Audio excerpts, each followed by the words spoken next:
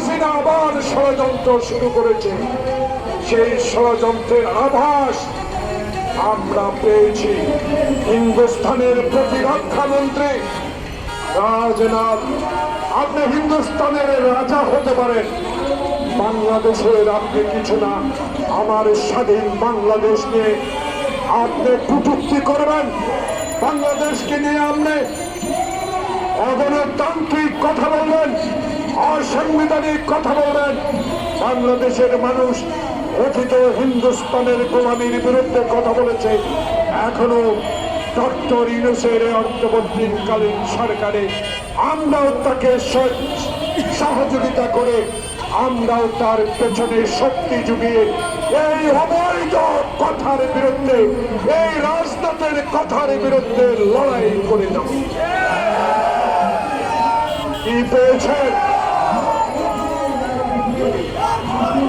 আপনারা? কি পেয়েছেন?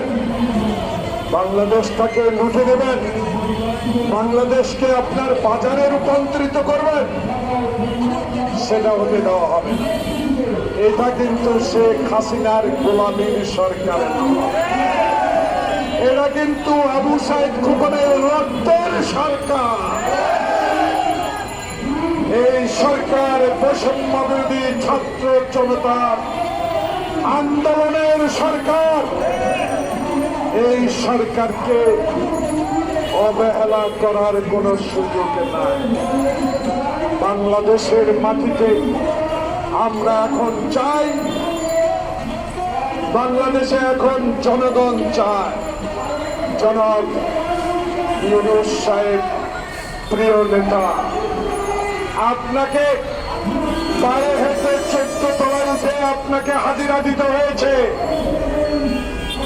আপনার বিরুদ্ধে অসত্য মামলা দায়ের করা হয়েছে। আমি বুঝতে পারি না তাদের অনুসারীরা এখনো কিছু কিছু এলাকায়, কিছু কিছু মন্ত্রণালয় এখনো দায়িত্বে আছে। অনুগ্রহ করেন, দয়া করেন, জনগণ যাতে আবার বলা শুরু না করে। আমার কথা হলো একটা, আপনার কাছে দাবি, এদেরকে অপসারণ করতে হবে।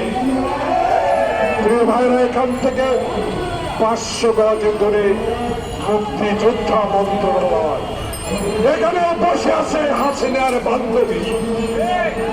26,000 ভুয়া মুক্তিযোদ্ধা নিয়োগ দিয়ে বাংলাদেশে মুক্তিযোদ্ধাদেরকে অপমানিত।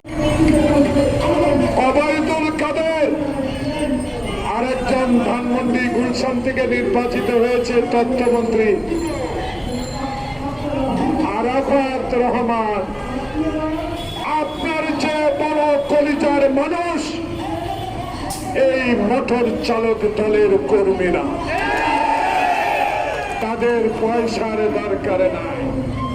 তারা চায় তার পরিবারের সন্তানরা যেন স্কুলে যেতে পারে, তারা চায় তার সন্তান যেন ম্যাট্রিক পাস করতে পারে। তারা ইউনূস, আপনি একজন প্রিয় ব্যক্তি, আপনার কাছে আমাদের আবেদন থাকবে, আপনি দেশটাকে জঞ্জাল মুক্ত করুন। বাংলাদেশে তারেক রহমান বলেছে মৃত ব্যক্তির ভোট যেন আর বাংলাদেশে না হয়, বাংলাদেশে যেন আর দিনের ভোট রাতে না হয়, বাংলাদেশে যেন আর 154 জন বিনা প্রতিদ্বন্দ্বিতায় নির্বাচিত না হয়, বাংলাদেশে যেন আর টিয়ার কাবিকা চুরি না হয়, বাংলাদেশে যেন আর কোন একটি ব্যক্তি একটি টাকা বিদেশে পাচার করতে না পারে। তাই আপনাদের দায়িত্ব অপরিসীম।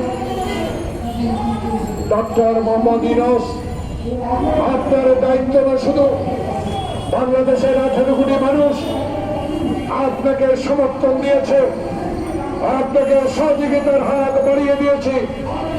তাই বলে আওয়ামী প্রথমবার আবার বাংলাদেশে এসে এই অন্তর্বর্তীকালীন সরকারকে রাজনৈতিকভাবে হেয় প্রতিপন্ন করবে, সেটা বাংলার মানুষ কোনোদিনও হতে দেবে না।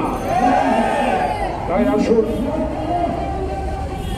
সকলে মিলে যেভাবে ৭১-এর স্বাধীনতা করেছি, যেভাবে বর্ণের ভাষা আন্দোলন করে মায়ের ভাষা প্রতিষ্ঠা করেছি, যেইভাবে ১৯৬২ সালে শিক্ষা কমিশন রিপোর্টের বিরুদ্ধে আন্দোলন করে আমরা আমাদের অধিকার প্রতিষ্ঠা করেছি, যেইভাবে আমরা আবু সাঈদ খোকন মুগ্ধের পাশে জনতা দাঁড়িয়ে আপনাকে পালিয়ে যাওয়ার ব্যবস্থা করেছি।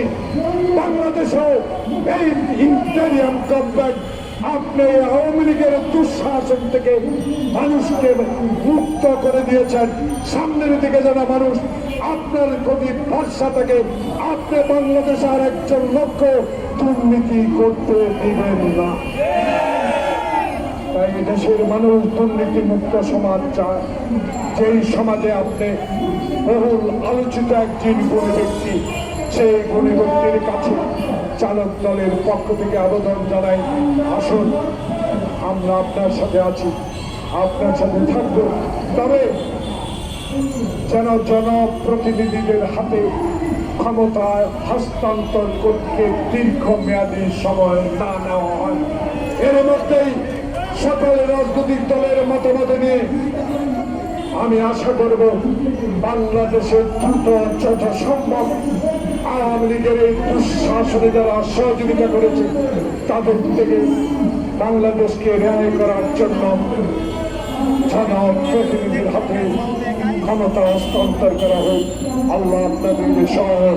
বাংলাদেশ চালক সমিতি জিন্দাবাদ, তারেক রহমান জিন্দাবাদ, খালেদা জিয়া জিন্দাবাদ, শহীদ জিয়া অমর হোক।